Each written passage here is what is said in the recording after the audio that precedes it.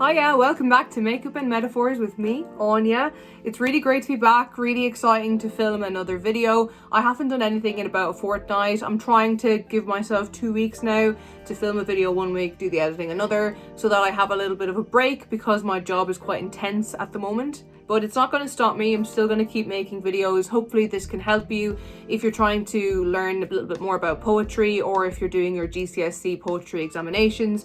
This poet is in the EDUCAS GCSE poetry anthology, so that's the poets that I'm doing for now. So we've already done quite a few. I'll put some pictures up here of the ones that we've already done, and today we're going to be doing William Blake. So on this channel we like to read books and serve makeup looks. We like to have, knowledge on the inside and makeup on the outside. So if that sounds like something that you would be interested in, then please keep on watching. Right, well, let's get stuck right into the makeup, shall we? I feel like it's ages ago since I've done a full face, so I'm going to do a super glam full face, lipstick, everything, because we're kind of in autumn now, which is my favorite time. I don't have to worry about all of my makeup sweating off.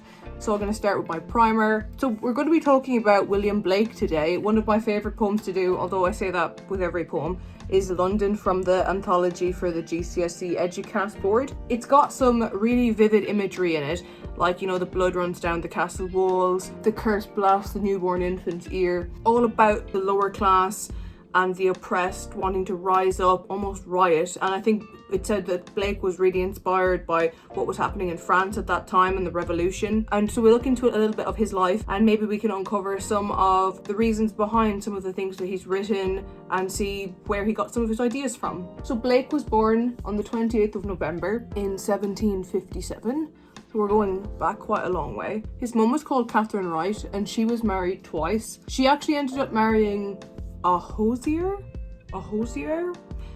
both times, which is basically somebody who makes hosiery, so like tights and stockings and things like that. I've clipped my hair back with these special clips to make sure there's no dent in them, because I've had my hair done, as you can see it's a bob now, but I had it straightened with this thing called a Brazilian blow dry. It's kind of like chemically straightened with like keratin and that, but you have to keep it dead straight for 3 days before you wash it to make sure that it stays this way, and then it should stay for a minimum of 3 months. I had it done once before and it was the best thing ever, so totally recommend it.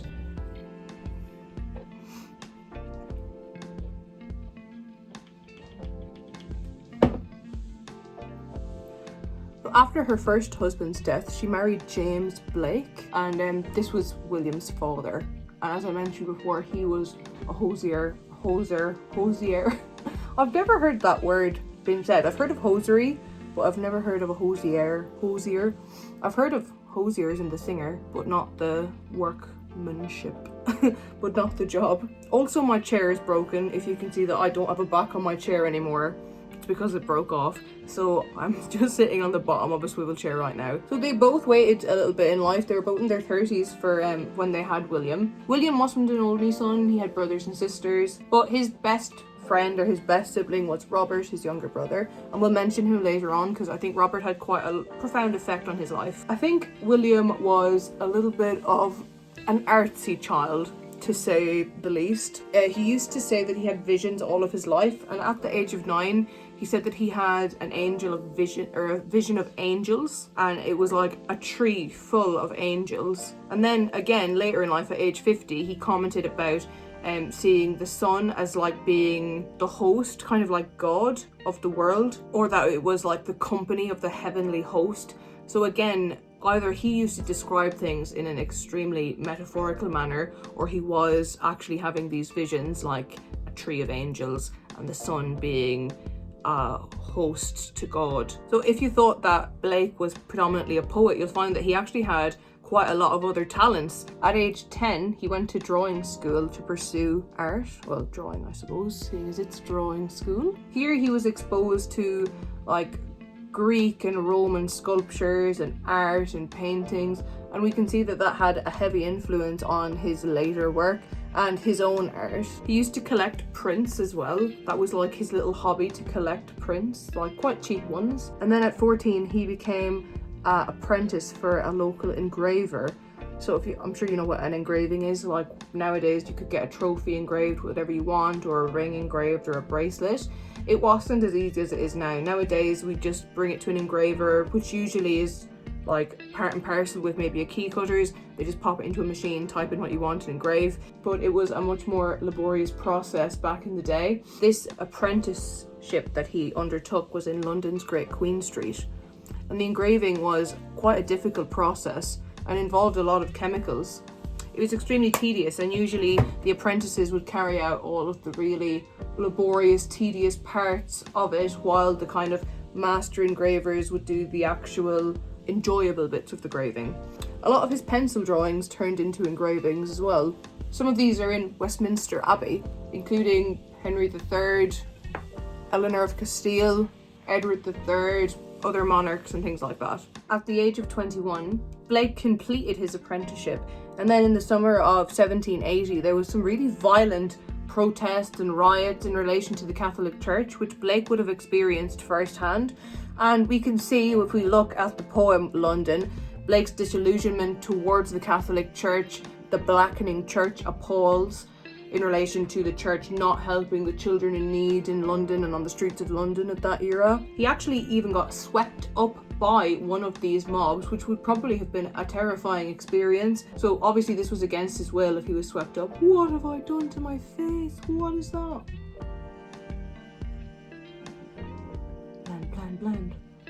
Okay, that's blended out a bit more. But yeah, so he was swept up into this mob completely against his will, which would have been, I'm sure, a terrifying experience to be in a crowd of angry protesters slash mobsters slash rioters against your will. And that mob ended up like storming and burning down a prison. So that would have been, all in all, quite an atrocious situation to be caught up in if you didn't actually want to be there. But that again could be how he experienced the strength of the oppressed, the strength of people rising up in numbers and fighting against those at the top, those who have been oppressing them. Don't know why they specifically decided to choose a prison. Maybe prison represented being imprisoned, being trapped, just like in the poem where it talks about the mind-forged manacles, like manacles being handcuffs, as in like the lower class are literally trapped in what they are and trapped into this life of labor, you know,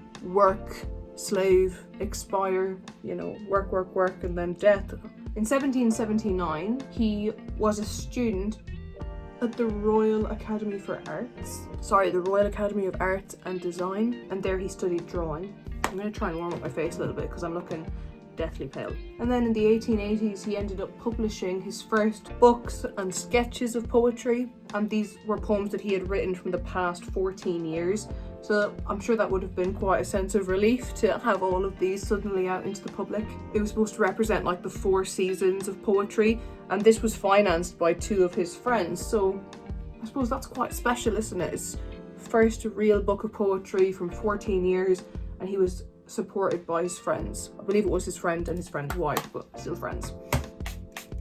So Blake married Catherine Boucher in 1782, and she was the daughter of a town gardener, or a market gardener, sorry. And he had been denied by another girl, like she had rejected his advances, and then he was actually telling Catherine this story and she felt sorry for him, and they ended up actually getting together because of it. So it's almost like something positive came out of that initial rejection. Nothing negative is really reported on the relationship between Catherine and William, apart from, so if you remember earlier on I said that Blake's favourite sibling was his younger brother Robert. So apparently Catherine had a falling out with Robert, and Blake actually made her kneel down in front of him and apologise, which she did. And just a side note, Robert unfortunately died quite young, and Blake stayed by his bedside for 3 days and 3 nights. So it said that he had kind of lost consciousness, which I'm guessing nowadays would mean he was in a coma, for like 3 days and 3 nights. And Blake stayed by his bedside for that entire time. And then later in his life, Robert would actually appear to Blake. So remember we talked about those apparitions he was having, like when he was 9, he had that apparition of a tree of angels, and then when he was 50, he talked about the sun. Well, he used to actually get visions of his brother as well, and this would actually give him ideas on what to draw and what to engrave. Blake tried to set up his own printing and publishing business, but it was by no means a success, and it actually had to close down. I always find it really interesting to look at the failings of people who are not famous, but you know, who are extremely well-known historical figures. Like, for instance, Blake is going to be in schools long after I stop teaching and long after I'm alive. He's going to be kind of timeless, a classic poet and artist. But it's good to remember for all those who are struggling with their craft out there that Blake couldn't even open his own publishing shop. And also, he used to get dropped quite a lot as well. When I was doing some research on him, he had a very specific style of engraving, which he kind of started in an effort to make it quicker and more unique. And a lot of people actually didn't like this. So they would ask him to engrave, and then when they would see his process, they would actually take their business elsewhere. So he was rejected a lot for his specific style of engraving. When we do a little bit of context on Blake in school, 2 of the books that we talk about are 1, Songs of Innocence, and 2, Songs of Experience. Songs of Innocence is a book of poems and illustrations. He was influenced by children's literature and the assumptions that adults have, and the innocence of children, and how I suppose that's taken away from us when we reach adulthood. Wow, what a difference to fill in an eyebrow make when you're doing your foundation. And then his second book, which was Songs of Experience, which is then the other side, like one that has experienced life that does not have the innocence of childhood. And his goal was to show the 2 sides of the human soul with these 2 books, one of innocence and one of experience. All this time he was still working away on his own drawings and as an engraver. He actually did some engravings. I think 4 were commissioned from Mary Wollstonecraft Shelley. So when we were talking about Percy Bysshe Shelley, I mentioned a little bit about Mary Wollstonecraft Shelley. So he actually did some commission work for her. I'm going to use Jeffree Star's new palette that has all nude shades. I'm not going to say what the name of this palette is. I want to go for a bold lip today. I've picked out this purple. So I don't want to have a bold eye and a bold lip. So I'm going to go with like a nude natural eye with maybe a bold eyeliner. Not going to wear false lashes either because I'm going to be having this makeup look on for the whole evening. Right, so I'm going to start off with a transition shade. One very interesting little story that I read about Blake was that he had some issues with the law in 1803, and that was he was coming back to his house and he noticed a soldier in his garden, and obviously he said to the soldier, "Get out of my garden," but the soldier refused. So Blake, it said, used force to evict him. So I'm basically thinking that means he threw him out of his garden because, you know, it's his property. But then the soldier decided to get a little bit of revenge on him and reported him to the police for assaulting him, as well as sedition, basically going against the order of things and speaking against the way that the country was being run. During Blake's life, during this era, sedition was highly punishable. I don't know if it was punishable by death. I think it just said highly punishable. This caused Blake a huge amount of stress and anxiety because it took months and months for this. So this happened in August. Then his court date wasn't until January. So he basically had half a year wondering what was going to happen to him at his hearing for this assault and sedition charge. So thankfully Blake did not get this severe penalty, this severe punishment, and he was acquitted. But only after months and months of actually suffering anxiety from this claim of the soldier that had been ultimately trespassing in his garden.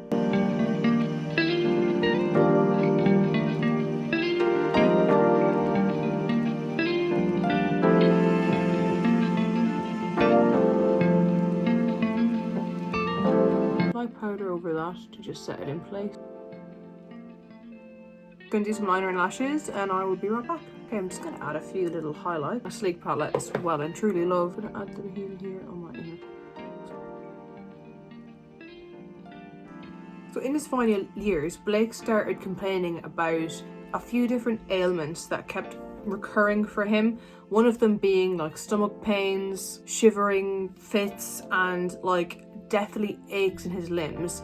And nowadays we know that all of these are consistent with prolonged exposure to fumes and the acids that are used on like copper sheets that are actually used in the engravings that he did. So he passed away on the 12th of August in 1827. Oh god, is this going to be a huge mistake? It's so long since I wore a crazy colour lipstick. And he was buried with his parents and his aunt and his beloved younger brother Robert, and that cemetery is called Bunhill Field Cemetery. Yeah, that definitely needed 2 layers for the opacity. Thanks for listening to me today. I hope that you learned something about William Blake, something different about his life. I know that there's already lots of different videos about him and autobiographies about him, but these are just things that stuck out to me and that I could then relate to the poem London in the EDUCAS GCSE poetry anthology. If you want to watch any more of my videos, there's loads over on my channel, both on me dyeing my hair different colours, doing different makeup looks. Please consider giving this video a like, subscribe please. I'm very near 1,000 subscribers, so it'd be really cool to hit that within the next month or that. And if you want to follow me over on my Instagram, that is makeup_and_metaphors. I upload on there all the time, mostly just on the story section of it. So I hope to see you in about a fortnight. I'm doing this about every 2 weeks now, just so that I can really get stuck into my job. And I will see you then. Thank you. Bye.